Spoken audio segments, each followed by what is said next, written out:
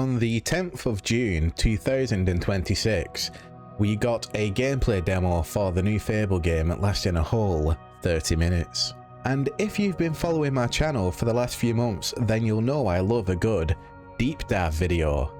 But what if there was one deep dive video to rule them all?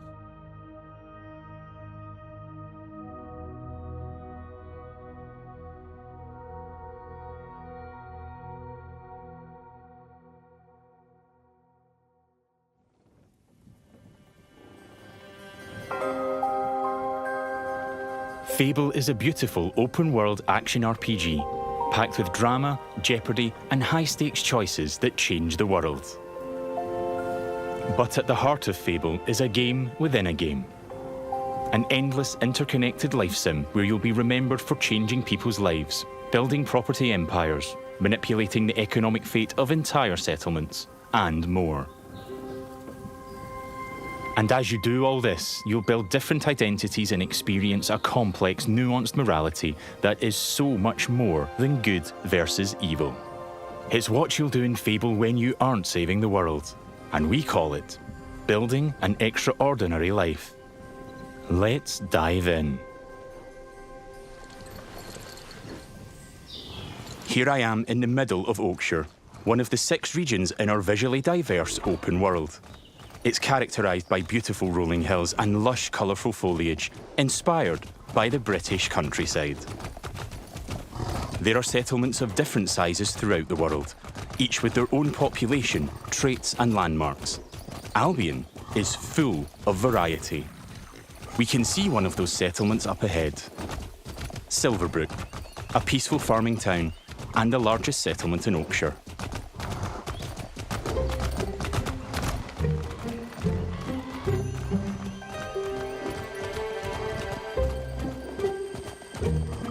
Silverbrook is all about farming, so it has an almost unhealthy obsession with vegetables, which can be seen in every detail of the environment.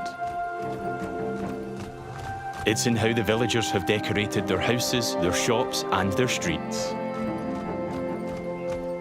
It's even in how they dress their scarecrows. When I enter a settlement, I quickly run into the beating heart of Albion. Its people. There are over 1,000 handcrafted, fully voiced NPCs, each one with their own job, home, routine, relationships, and memory. None of these villagers are scripted dressing. They have emergent behaviour powered by real-time systems. They go to work, they go to bed, they have hobbies and families. Sometimes, they just want to spend time in the pub. Albion feels alive because its people have lives. I've never been to Silverbrook, and because I've done nothing of note yet, Max the stable hand here is completely indifferent to me. Got a minute? What do you want then? So, if I ask him to follow me... Follow me. I don't deal with randos. He won't, and he thought I was weird. That's fair. Right then. Bye. And there you go, I guess.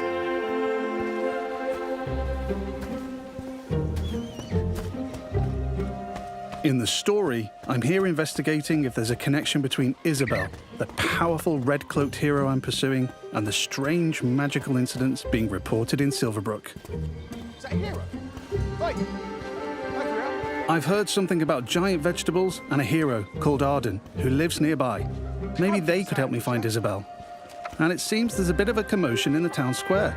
Let's see what's going on. Someone needs to tell this little brat what's what.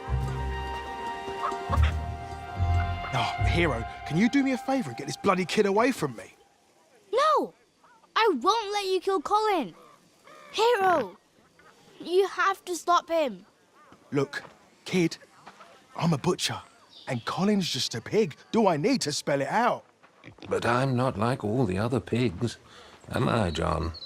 Oh, Look, I am not having this conversation with you again, Colin. Did I just understand that pig? Oh, yeah, the novelty wears off after a bit, trust me. Colin's special. Please. We can eat something else at this little travel feast. Well done. People are expecting a hog roast, kid, and I've been preparing Colin. This pig for ages. But I've only just learned to communicate. Who knows what else I could achieve? I've got potential, hero. Don't let me end up on a spit. Please. Well, this certainly qualifies as a magical incident. What you're seeing here is not a cinematic. It's just one of the hundreds of story conversations in our game. We have over 2 hours of high-quality, performance-captured cinematics, just like the ones you've seen in our trailers. But in these conversations, you'll make hundreds of branching dialogue choices that change what happens and how people feel about you. It's important to note that every choice has a consequence. It's up to me if Colin lives or dies, and I think he should live. I mean, come on, he's a talking pig. Let the pig live. Yes! Thanks, hero. I knew you'd understand. No hard feelings, John. You don't make the decisions here. This is my pig, bought and paid for. I can see his point, so I'm going to pay the butcher. What's the pig worth to you? I'll cover it. Oh, it's not just a pig. It's provisions, labour, faff. We're talking thousands. 2,000 gold. That seems pretty steep. All right, Colin's worth it. Here. This should cover your expenses. Fine. Those rumours about Dave's veg better be true. Feast going vegan this year. Hero, you saved Colin. Mum gave me these, but I think you deserve them more. Thanks. Maybe you could help me back. The guild sent me. There's been reports of strange things happening around here. Like what? Who's in charge around here? And where's Arden, the hero? Arden doesn't really come around here anymore. You should try the sheriff. His office is nearby. Come on, Colin. Let's go. I've spared Colin's life. I've also gained reputations as virtuous and shrewd. In Fable, every action generates local reputation. You'll eventually be known for the reputations you build, and everyone will judge you on their own moral terms, often directly. Nice way.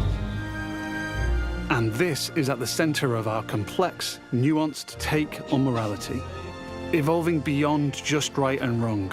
It reflects real life, where morality is multifaceted and subjective. One person's good is another person's evil. I'm saving something. Even being merciful will divide opinion. Let's chat to some other folks and see what they think about me. Hello there. Hey, you're that hero. This is Jack the Beggar. He's a commoner who's unemployed right now, which is a shame, given he's a hard-working sort of person. On the right is how he feels about me. Jack likes my virtuous reputation and thinks I'm principled. Other NPCs might feel differently about my choices, because each has their own moral view on the choices you make. There are lots of ways to interact with NPCs. I'm going to give some gold to Jack, because he seems nice, and he's a bit down on his luck. For you. I hope it helps. Oh, this is going straight in my pocket. Cheers. He was grateful for that, and he felt I was being kind. Let's give him a bit more. Here. Don't spend it all at once. This takes the edge off. Thank you. That made an impact. I've gained a reputation for being kind, and I'm known for it across Silverbrook. Everything you do has a consequence. Let's leave Jack. So long. You're like a breath of fresh air, you know? I do like Jack, though. Maybe I should buy him a gift. There are lots of shops with different stock across Albion. Let's go to the general store across the street to see what they have. Every business has NPCs working in them as part of their daily life. Just like Megan here. This is some quality stuff. Welcome, hero. What can I do for you? Doing my deal to save Colin gave me a shrewd reputation, and Megan here is a fan. She's an ambitious commoner, and she thinks I'm savvy because of my earlier deal-making. Every NPC has unique characteristics driving who they are and what they think of you. You know what? Forget Jack. He's dead to me. I'm going to try flirting with Megan. Phew. Is it hot around here, or is it just you? Well, aren't you confident? Between you and me, I've always wanted to swoon. That went well. Megan thinks I'm charming and flirty, and I've started to build a reputation for it in Silverbrook. Let's ask her out on a date. Do you want to grab a drink or something? Would you believe you're almost what I'm looking for? Clearly she's interested, but I'm not worthy of her time just yet. She wants to date an entrepreneur who owns their own home and only wears fancy clothes. They're high standards. She is ambitious after all. All right, I'm invested in taking Megan on a date. Let's go. I'll be back, I'm sure. You have a smashing day. First, I'll need to buy a business to get a reputation as an entrepreneur. In Fable, I can literally buy any business. I could buy that bakery across the street, or around the corner, I could buy one of the stalls. But you know what? I think I like the pub, the Silver Trough. It's simple to buy a property. Interact with the deed outside the front door to see income, price, and the number of people employed there. To be honest, I've always wanted to own a pub, so let's buy it. Maybe this is the start of my business empire. I'm a proud new pub owner. Now I can set prices and wages, and I can manage the staff. Every villager performs differently. Here, Susan the bartender is great with customers because she's caring. And that's giving my pub an income boost of 10%. Thanks, Susan. The pub's understaffed though. As the new owner, I should probably sort that out. And guess what? I know just the hard-working fellow. Let's go back to Jack the beggar. You're so pure.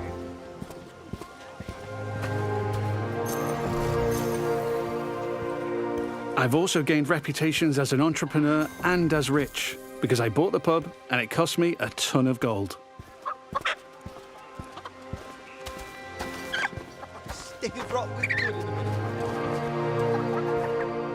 Jack, you're no longer dead to me. Hi there. Hey, you. Jack still likes me for my kindness earlier, but I like that Jack is hard-working, so I'm going to give him a job in my pub. Got a job, if you're interested. I can probably do that, yeah. I can hire anyone, providing they like me enough to accept my job offer. Great. Jack is thankful I've made a positive impact on his life. He's no longer a beggar, and he's now a bartender. Cheers. Yeah, makes sense. There are so many other people to talk to. Villagers react to the reputations you build, They'd help with anything. and they remember the things you do to them. Now the pub is fully staffed, and Jack can head off to work. Incredible. Take your time, Jack. Next, I need some fancy clothes. Let's head to the tailor. What a cheeky charmer. There are lots of places I can update my look. Tailors, hairdressers, tattooists. And every settlement has different options available. There are rare outfits to discover in the more dangerous parts of Albion too. There are tons of options to create a unique look for your hero.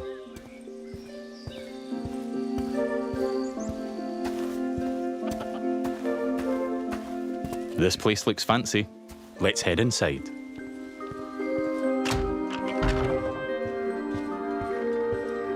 This is the tailor, Rhiannon. So much choice on offer. We're closing soon. Just like real life, wealth is a divisive topic, and Rhiannon has her own views. In stark contrast to the ambitious Megan, she's very much not a fan of rich entrepreneurs, and she thinks I'm out of touch. Which makes sense, given she's humble. Let's have a look at what she's selling. Fancy clothes, hopefully. Can I see your stuff? Don't waste my time. Rhiannon's jacking up the prices by 80% just for me. Looking closer reveals why. That's just how much she hates me. This is just one example of where your choices ripple through all the interconnected systems. And here I've got our character customizer. I'm free at any time to find a wardrobe and change a bunch of different things about myself. I can change my skin tone, body, head, hair, and lots more. In the tailor, I can only buy clothes. But there's over 120 different shops in Albion, each with their own stock and items to buy. Let's finish my outfit with some fancy shoes.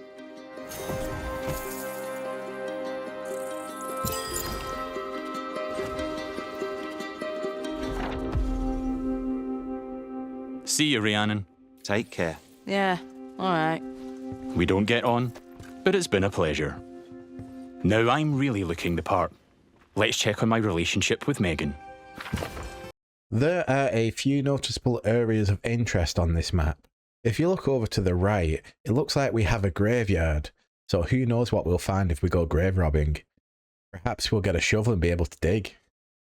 In the south of town, we can see the woodcutter's job icon as well as the butcher's shop icon. I wonder what would happen if we visit the butcher after failing to save Colin the pig. And finally, in the bottom left, we can see Dave's house. We got a high quality image of the farm a few months back, and it's in the same direction we saw the beanstalk when riding into town. I also want to mention the scarecrow icons dotted around the map. I don't have any theories on what these could be just yet. Why would we need to visit every field? If you think you have any theories on this one, then let me know in the comment section.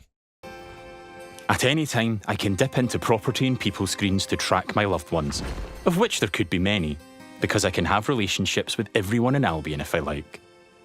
It would just take a while. While I'm here, I can see the reputation cloud on the right. It shows me what I'm known for in Silverbrook, as an entrepreneur, rich, kind, shrewd, and virtuous. On a single moral scale, these reputations would be seen the same way, as absolutely good or evil. However, as we've seen with Megan and Rhiannon, Fable's morality reflects the complexity of judgment we see in the world today, where everyone has their own moral view. The last thing left for Megan is to own a home. I'm a bit short on cash though, seeing as I paid a fortune to save Colin and bought a pub. But since I've bought it, I've been earning passive income, so let's swing by to collect it.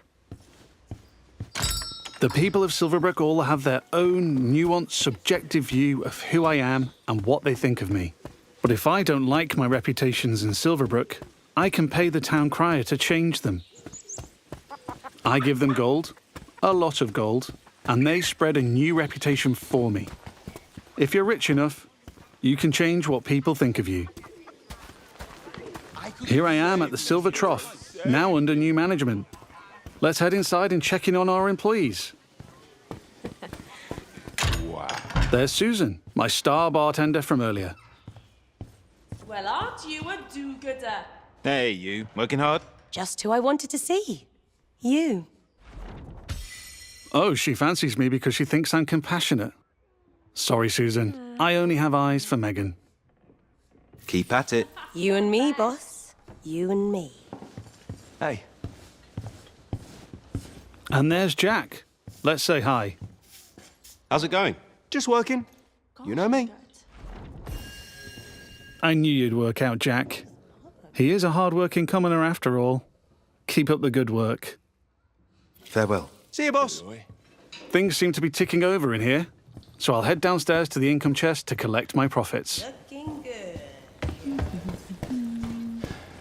There's an income chest in every business I own and every property I live in. It means I don't have to go to each individual place, and I can collect all my income from any of them.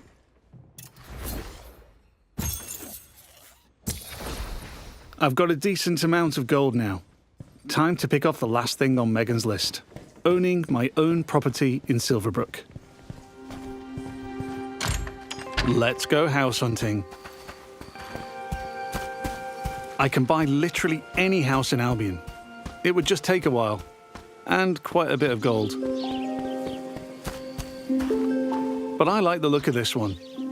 Nice garden, rural views, weird hairy pig statues out front. Let's have a look.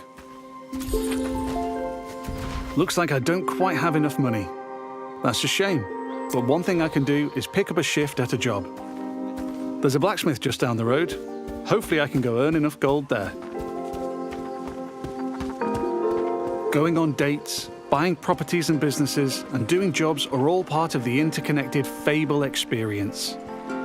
It really adds to the sense of immersion when I can take a break from saving the world to change the lives of the people around me and discover how the simulation reacts.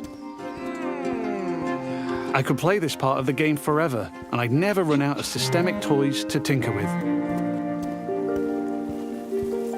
There's a couple of jobs to take on across Albion, but today I fancy a try at blacksmithing.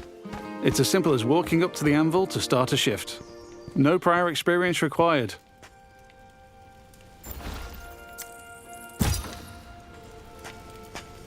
In the interest of time, we've reduced the time limit here, but regardless, it's a classic case of risk versus reward.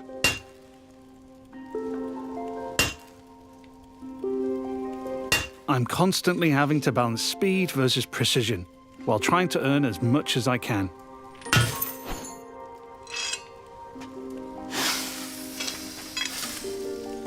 I need to hit all the hotspots to complete an item, but if I manage a perfect hit,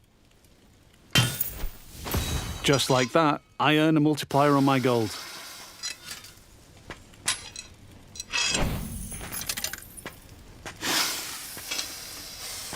That's a successful shift completed. I can return to the blacksmith anytime to earn more gold and gain blacksmithing experience while building my reputation. I've now got just about enough gold for the house. Let's head back down the street and buy it.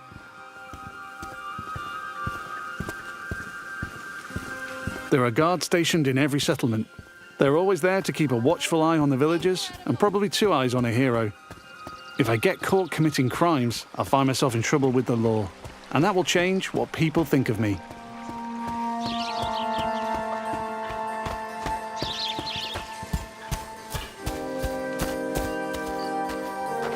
We're back. Let's buy the house.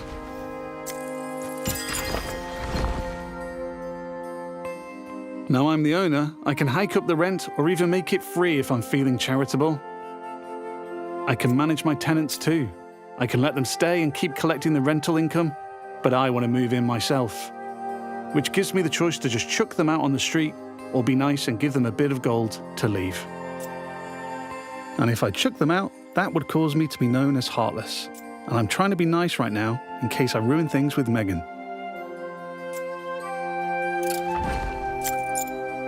And now I'm free to move in.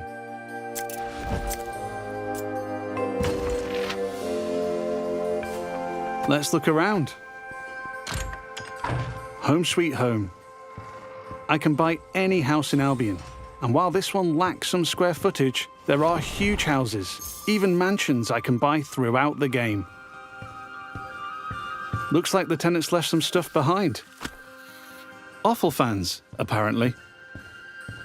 Wherever I live, I have access to my income chest and wardrobe, so I can collect all my gold and change my appearance whenever I like. That was the last thing on Megan's list. Let's head back to the general store. Fable has a dynamic time of day that changes what people are doing throughout their routine. It's still the afternoon, so hopefully Megan is still working. If I'm too late, she'll be back home in bed. And there's my new pub with some customers in the beer garden.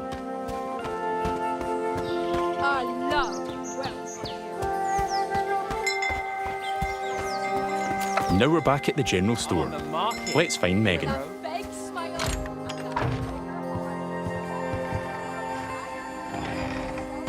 Just the person I wanted to see. Still interested? I've ticked off all Megan's dating goals, so now my chances of romance are much improved. Let's ask her on a date again. How about a date? A date? Oh, I'm chuffed to bits. I can offer a gift to increase my chances of a date being a good one. As tempting as my new offer is, I'm going to give Megan flowers instead. I think she'll like them more.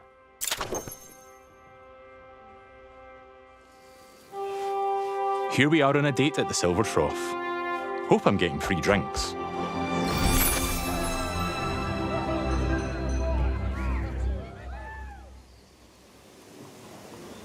Looks like it went well. That was quite the date, hero. Loved it.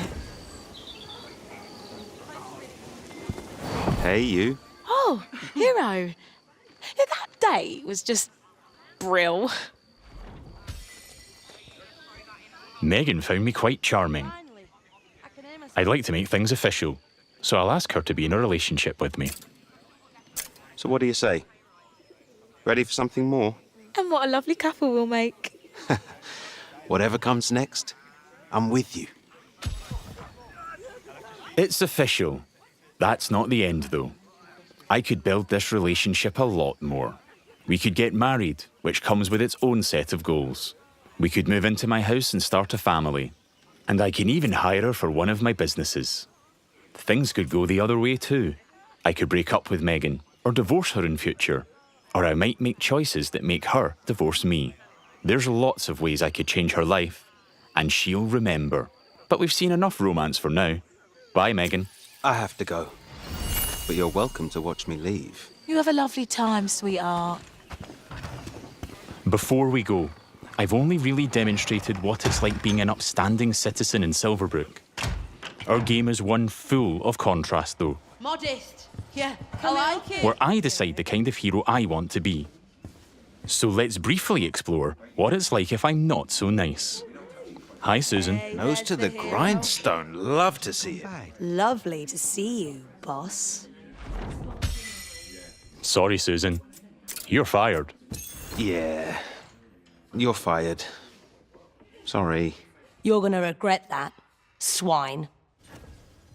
She's not happy about that, and she thinks I'm being heartless. But because in Fable morality is subjective and varies from person to person, not everybody will have a problem with that. There might even be someone who fancies me because I'm heartless. Villagers also react to my physical actions. If I start firing arrows around the place, they'll start to perceive me as reckless.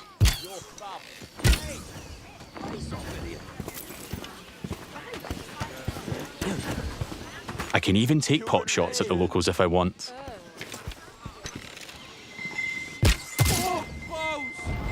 And now I've gone too far, but I'm in the mood for a fight.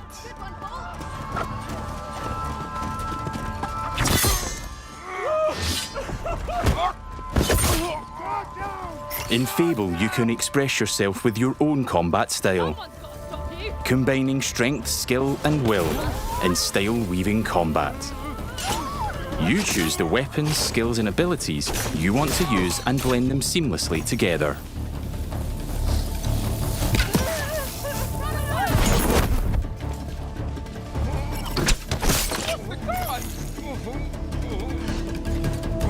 Stay still, please.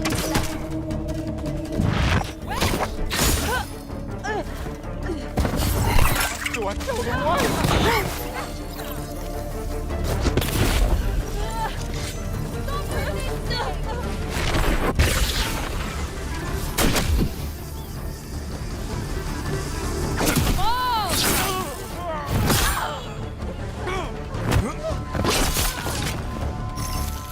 I'm putting up a fight, but backup will keep on coming until I leave Silverbrook. Peacefully or not. I think a tactical retreat is probably for the best. Now I have a bounty on my head which will grow with more crime. I can immediately pay it or pay a reduced fine if I spend long enough out of town. My reputations don't disappear with my bounty though. Once I'm known as a killer and a criminal, it'll stick with me until I put in the work to change what people think. Or until I've made an expensive visit to the town crier. Because the people in Albion remember what you do.